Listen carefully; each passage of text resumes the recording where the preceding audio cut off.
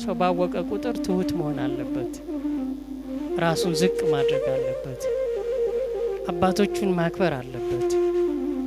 በእድሜ የሚልቁትን ማክበር አለበት። በእውቀት ልትሻሉ ትችሉ ይሆናል። በህይወት በኤክስፒሪየንስ ደግሞ አባቶች ከኛ የላቀ ልምድ እና መንፈሳዊ ህይወት አላቸው። ስለዚህ ባወቅን ቁጥር አለማወቃችንን ነው መረዳት ያለብን እንጂ ይሄ የእውቀት ፍጻሜ እንዳልሆነ መረዳት ያስፈልጋል። በነገራችን ላይ እውቀት ፍጻሜ የለውም።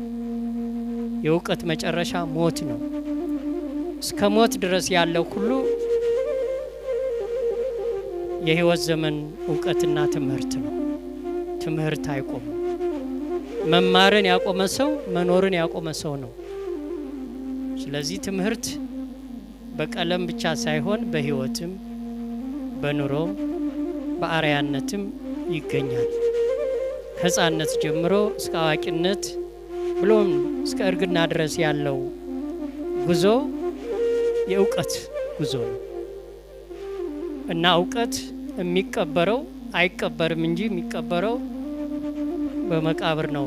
ሰውየው መኖር ሲያቆም የሚገበየው እውቀት ያቆማል ማለት ነው እንጂ ጥሎት የሚያልፈው አሻራም ዘመን ተሻጋሪ ሊሆን ይችላል። ልክ እንደዚሁ እና በአጠቃላይ እውነቱን ለመናገር ለዚህ ዘመን ለዚህ ጊዜ እንዲህ አይነቱ ስልጠና እጅግ በጣም አስፈላጊ ነው።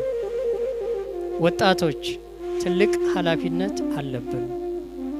ይችን ቤተክርስቲያን ከተለያዩ ፈተናዎች ሁሉ የመታደግና በማስተዋል በጥበብ ስሜታዊ በመሆን አይደለም፣ በማስተዋል